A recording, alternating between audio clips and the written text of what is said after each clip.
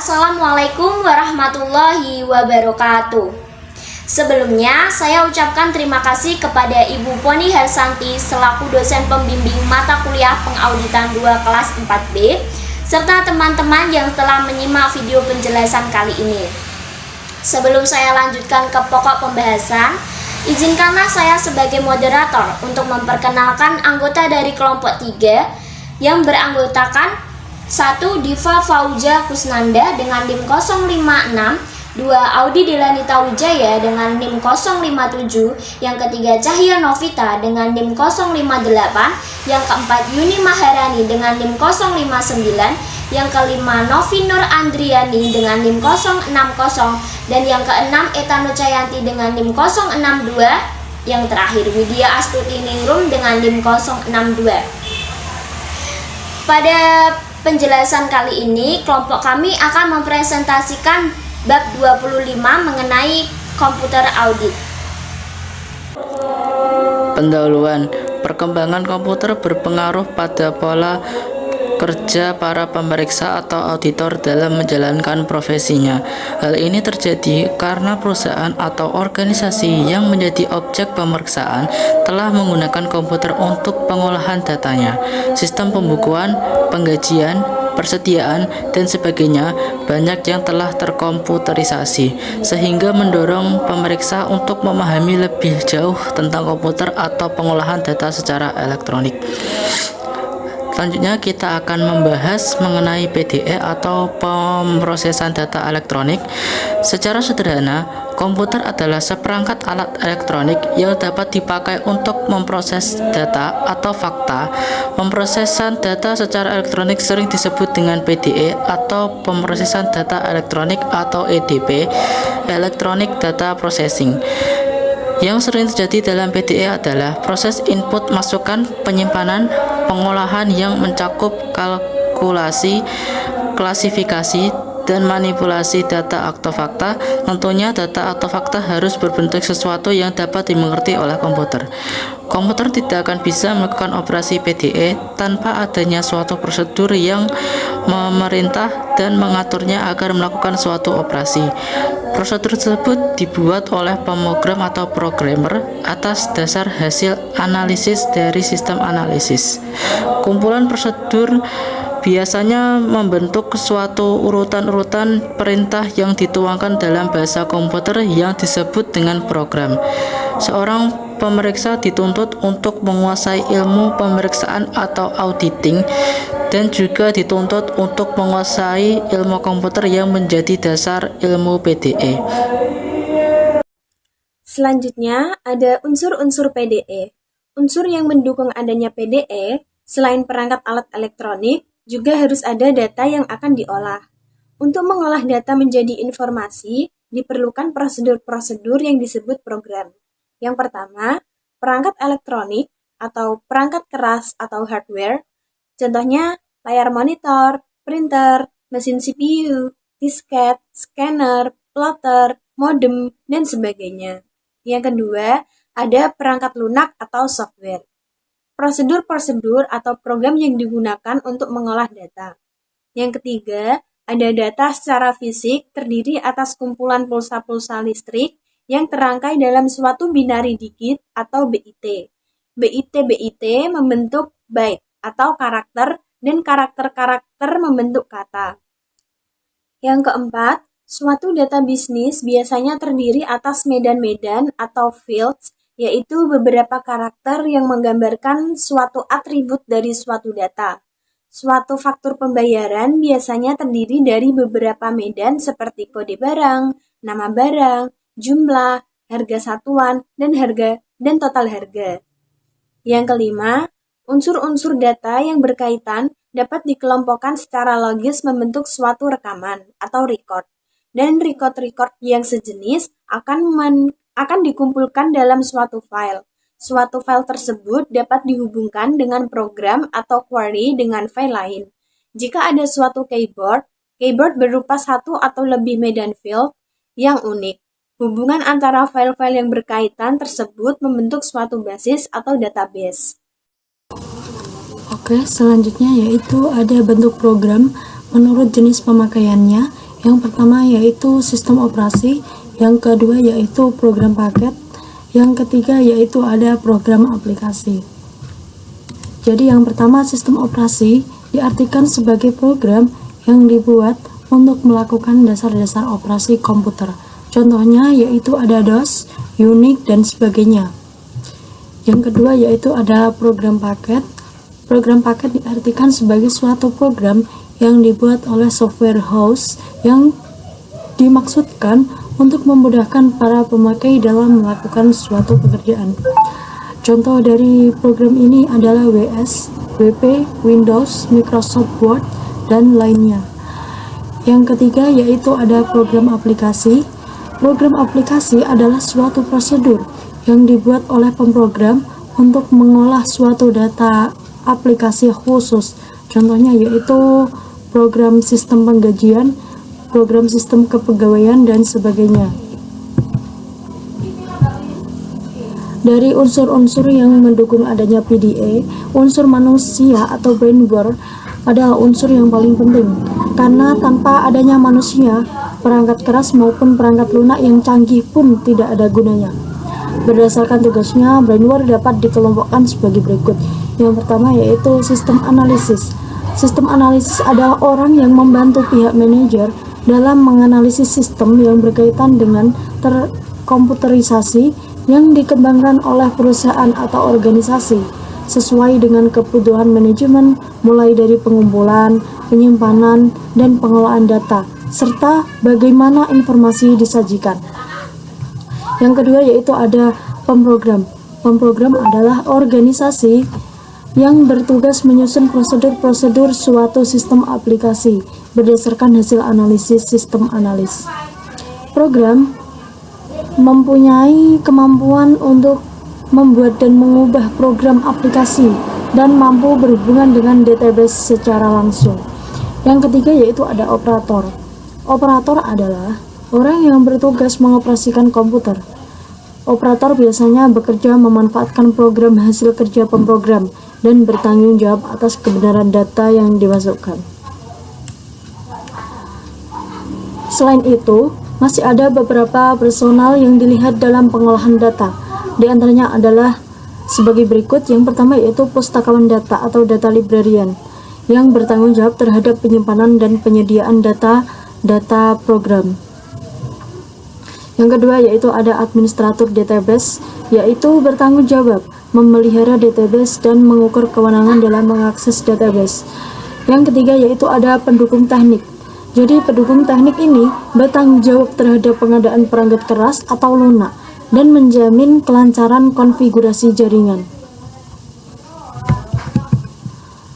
Selanjutnya itu ada organisasi PDA.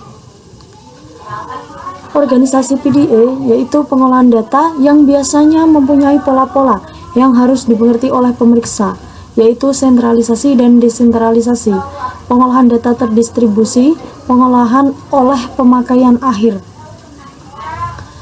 Jadi pengolahan data secara sentralisasi biasanya melibatkan sebuah komputer besar atau mainframe sebagai host komputer dan dam-dam terminal. Database dan program-program hanya berada pada komputer besar, sehingga terminal-terminal tidak dapat memproses data sendiri. Pemuktahiran data biasanya secara online.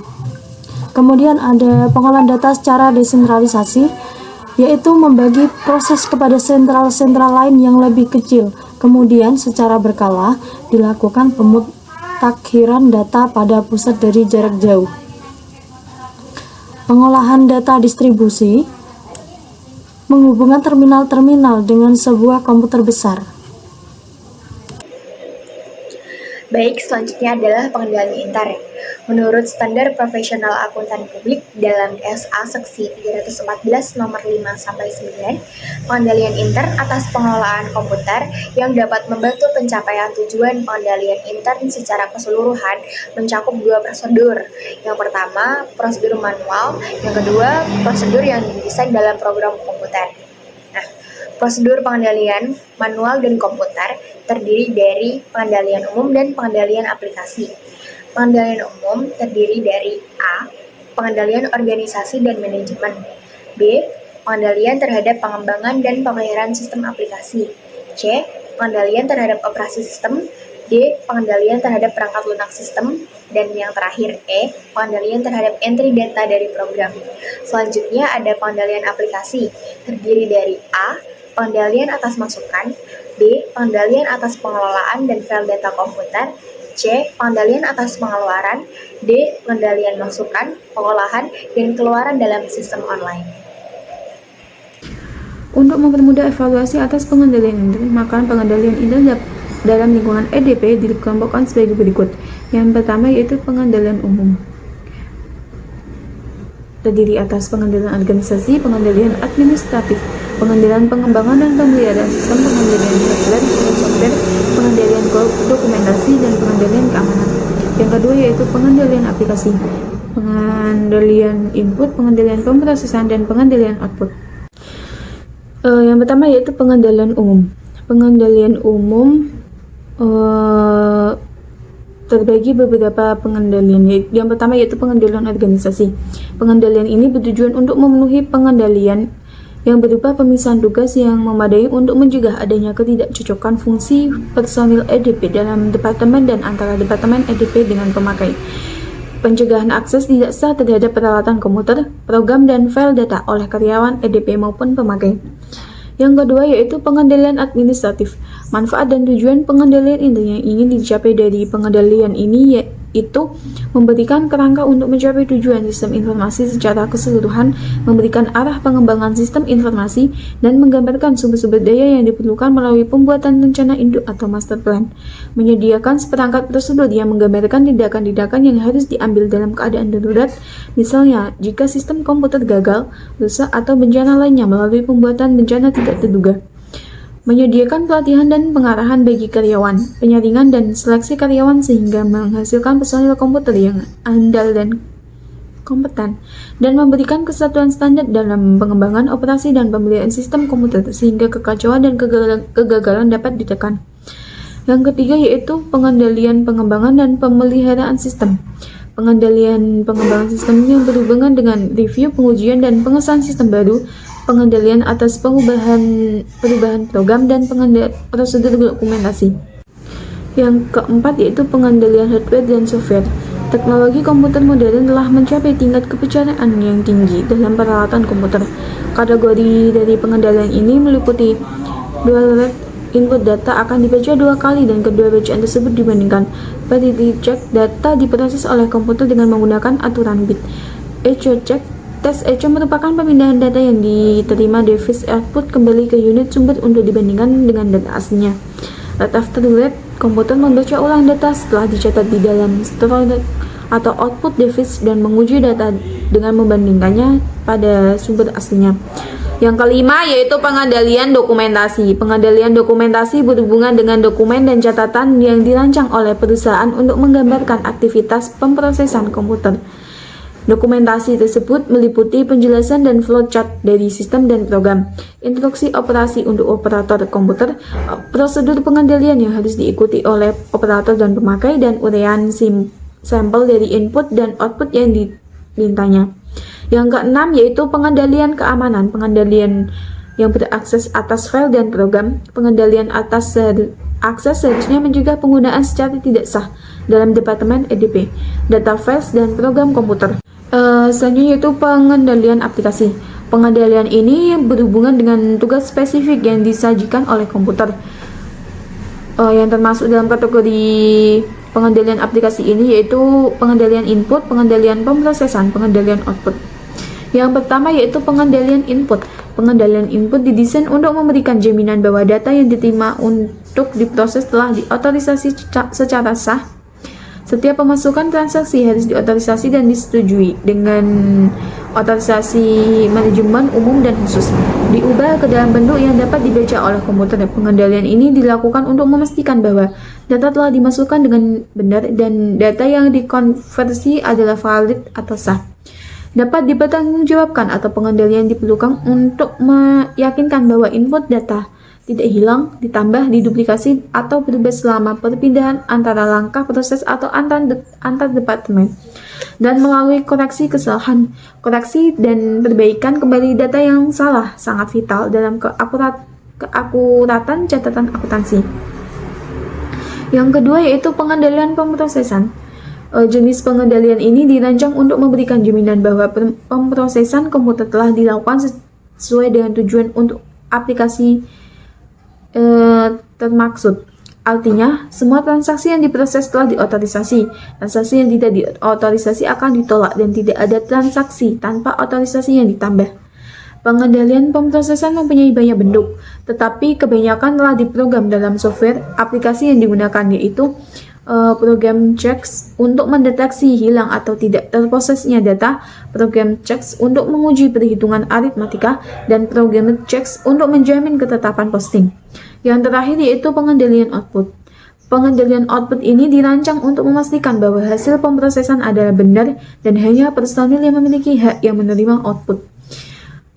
Prosedur pengendalian output sebagai berikut, yaitu yang pertama, penyeleksian segera atas output untuk mendeteksi kesalahan yang terjadi. Output harus segera diserahkan ke bagian kontrol dan didistribusikan oleh orang-orang yang berwenang kepada pemakai output yang berhak. Output kontrol total direkonsiliasi dengan input kontrol total untuk memastikan bahwa tidak ada data yang hilang atau ditambah selama proses atau transmisi data. Semua formulir yang penting seperti faktur tagihan pembayaran harus dipranomori dan dipertanggungjawabkan. Output yang sangat sensitif yang tidak boleh diketahui oleh karyawan pusat komputer. Hasil harus dihasilkan oleh alat output yang diletakkan pada tempat yang aman di luar komputer, dan menetapkan prosedur yang menghubungkan pemakai jasa komputer dengan data control group untuk memberikan feedback atau umpan balik melalui kesalahan-kesalahan yang telah terjadinya.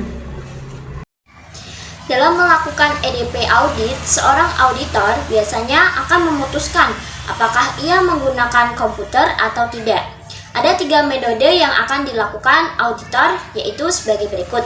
Yang pertama adalah metode audit around the computer. Dalam metode audit around the computer ini, pelaksanaan penelahan pengendalian internal dan pengujian atas transaksi serta prosedur verifikasi saldo perkiraan sama dengan yang dilaksanakan pada sistem pengolahan data biasa, yaitu tidak adanya usaha menguji efektivitas pengendalian pada Departemen EDP, meskipun auditor menggunakan komputer untuk melaksanakan audit prosedurnya. Dalam hal ini, auditor memandang sistem dan program komputer sebagai kotak hitam dan hanya menelaah dokumen input-input. Data input diseleksi dan diuji dibandingkan dengan hasil outputnya. Jika cocok, sah, dan akurat, maka pengendalian internal dapat dikatakan berjalan dengan baik. Kedua yaitu ada metode audit through the computer. Kelebihan dari metode ini adalah audit memiliki kemampuan yang besar dan efektif dalam melakukan pengujian terhadap sistem komputer. Hasil kerjanya lebih dapat dipercaya dan sistem memiliki kemampuan untuk menghadapi perubahan lingkungan. Kelemahan dari metode ini terletak pada biaya yang sangat besar dan memerlukan tenaga ahli yang sangat berpengalaman. Metode yang ketiga atau metode yang terakhir adalah audit with the computer. Dalam metode ini, audit dilakukan dengan menggunakan komputer dan software untuk mengotomatiskan prosedur pelaksanaan audit. Tentunya metode ini lebih sulit dan lebih kompleks dari kedua metode yang telah saya jelaskan sebelumnya. Namun untuk kemampuan dan keahlian yang dimiliki, metode ini memiliki hasil yang lebih tepat. Selanjutnya yaitu saya akan menjelaskan mengenai pengertian singkat dari pemeriksaan PDE. Pemeriksaan PDE ini bertujuan untuk memberikan opini atau pernyataan terhadap sistem informasi yang telah terkomputerisasi. Dalam melaksanakan pemeriksaan PDE ini ada beberapa tahapan yang harus kita lakukan. Yang pertama yaitu perencanaan pemeriksaan. Dalam melakukan tahapan ini diharapkan auditor dapat melakukan pemeriksaan yang efisien dan efektif serta mendapat dukungan dari pihak-pihak yang lain. Kedua yaitu ada peninjauan pendahuluan. Dengan melakukan peninjauan pendahuluan ini diharapkan pemeriksa dapat mengumpulkan informasi mengenai data umum objek pemeriksaan termasuk dengan sistem akuntansinya. Ketiga yaitu ada analisis aplikasi. Analisis aplikasi ini dimaksudkan agar pemeriksa memahami kaitan antara aplikasi dengan pelaksanaan kegiatan objek pemeriksaan, yaitu penilaian pengendalian internal. Tujuan pemeriksa untuk memahami pengendalian internal dimaksudkan untuk mengidentifikasi jenis-jenis kesalahan yang mungkin terjadi. Setelah pemeriksa memahami pengendalian internal tersebut, maka selanjutnya dapat dilakukan pengujian ketaatan atau compliance test. Setelah hasil dari pengujian ketaatan digunakan oleh pemeriksa untuk menilai tingkat kepercayaan kepada sistem, selanjutnya dapat dilakukan pengujian substantif terhadap informasi yang dihasilkan. Tahapan yang terakhir atau tahapan yang kelima yaitu pelaporan, di mana pelaporan pada tahapan ini pemeriksa dapat menyampaikan apa yang telah dilakukan sehingga menghasilkan kesimpulan-kesimpulan yang selanjutnya dipakai pada pemberian saran perbaikan dan penyampaian pernyataan pendapat atau opini. Selanjutnya yaitu teknik-teknik pemeriksaan PDE atau pemrosesan data elektronik. Ada beberapa teknik yang dapat dilakukan dalam melakukan pemeriksaan. Yang pertama, pengujian dengan data simulasi. Teknik ini sering dipakai karena teknik ini dianggap paling efektif. Pemeriksaan dapat langsung memeriksa sistem pengolahan dengan menggunakan transaksi simulasi sebagai bahan pengujian. Beberapa program aplikasi diuji kemampuannya dalam memproses data hingga dapat diketahui apakah program berjalan dengan benar atau ditemukan kesalahan atau penyimpangan. Dengan melakukan pengujian, data akan didapat bukti yang konkret mengenai keandalan program atau sistem dalam memproses suatu transaksi. Yang kedua, pemanfaatan fasilitas pengujian secara terpadu. Teknik ini merupakan perluasan dari teknik pengujian data, transaksi sebenarnya atau transaksi aktif dengan cara memberikan suatu kode khusus. Pemeriksaan dapat membandingkan hasil pengujian dengan ketentuan yang telah ditetapkan sebelumnya. Dengan demikian, pemeriksaan dapat menilai keandalan program aplikasi dan mengetahui apakah program aplikasi telah dilengkapi dengan pendeteksian kesalahan atau error detection, serta teknik ini sangat cocok untuk sistem pengolahan online maupun batch processing. Yang ketiga, simulasi paralel. Dengan teknik ini, pemeriksa membuat simulasi pemrosesan dengan memanfaatkan program yang disusun oleh pemeriksa, yaitu suatu model aplikasi yang dipakai secara rutin. Hasil pemrosesan simulasi ini kemudian dibandingkan dengan hasil pemrosesan sesungguhnya yang telah dilakukan objek pemeriksaan. Dari hasil perbandingan tersebut akan diketahui apakah program atau sistem yang dipakai telah benar atau terdapat kesalahan atau penyimpangan. Yang keempat, pemasangan modul atau program pemeriksaan.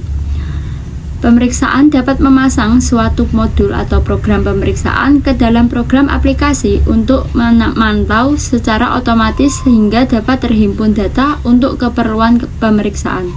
Transaksi yang diolah oleh program aplikasi kemudian akan dicek oleh modul pemeriksaan yang telah dipasang ke dalam program aplikasi, yang selanjutnya akan dicatat ke dalam suatu log pemeriksaan. Pemeriksaan dapat menyimpulkan apakah program aplikasi berjalan baik tanpa ada penyimpangan dari catatan log yang dicetak secara berkala. Cara ini cocok untuk pengolahan data secara online. Namun dengan adanya program tambahan tersebut sedikit banyak akan memperlambat kerja program aplikasi yang diperiksa. Yang kelima, teknik pemakaian perangkat lunak khusus untuk pemeriksaan. Dengan memakai perangkat lunak yang disusun khusus untuk pemeriksaan atau audit software, pemeriksaan dapat menguji keandalan dokumentasi dan berkas suatu objek pemeriksaan. Beberapa audit software yang biasa dipakai antara lain Generalist Audit Software, Audit Common Language atau ACL, Audacious, dan IDIY. Yang keenam yaitu metode tracking. Pemeriksaan dapat melakukan penelusuran terhadap suatu program atau sistem aplikasi untuk menguji keandalan kebenaran data masukan dalam pengujian ketaatan. Dengan metode ini, pemeriksaan mencetak daftar instruksi telah dijalankan selama proses. Yang terakhir, metode pemetaan atau mapping. Pemrograman dapat memasukkan kode-kode tertentu yang tidak dikehendaki yang disiapkan ke dalam program untuk kepentingan. Dengan metode ini dapat ditunjukkan suatu bagian program aplikasi yang dapat dimasuki pada saat dijalankan sehingga dapat diketahui bagian mana dari program tersebut yang sedang melakukan proses dan bagian mana yang tidak sedang melakukan proses. Dengan diketahuinya bagian-bagian yang sedang bekerja dan bagian-bagian yang sedang tidak bekerja tersebut, maka dapat dipisahkan kode-kode yang tidak dikehendaki tadi kemudian menghapuskannya. Selanjutnya, kecurangan dalam organisasi PDE. Kecurangan komputer merupakan kecurangan yang berkaitan dengan segala kegiatan komputer yang meliputi manipulasi data dan program serta perangkat keras. Manipulasi data dan program dapat berupa pengerusakan, sabotase, penyadapan, penyisipan atau penambahan, pengubahan, penghapusan, dan pemalsuan. Sedangkan kejahatan terhadap perangkat keras lebih banyak pada pengerusakan dan pemalsuan. Untuk mendeteksi adanya suatu kecurangan, pemeriksa wajib mengetahui kemungkinan terjadinya suatu kecurangan, siapa yang mungkin melakukannya, dan gejala-gejalanya. Jika gejala telah diketahui pemeriksa, dapat merancang program pemeriksaan dan menelusuri semua gejala kecurangan yang dapat diamati. Selanjutnya, penggunaan Internal Control Questionnaire dalam EDP System dalam rangka mengevaluasi pengendalian internal di suatu perusahaan yang sudah computerized. Auditor bisa menggunakan Internal Control Questionnaire seperti yang dicantumkan di Exhibit 251. Yang terakhir yaitu ISACA IT Audit and Assurance Standard. Standar yang menjadi pedoman pelaksanaan IT Audit yang dibuat oleh ISACA atau Information System Audit Control Association yang dapat dilihat di Exhibit 252. Sekian presentasi dari kelompok kami. Mohon maaf apabila masih ada kekurangan dan kesalahan. Terima kasih atas perhatiannya. Wassalamualaikum warahmatullahi wabarakatuh.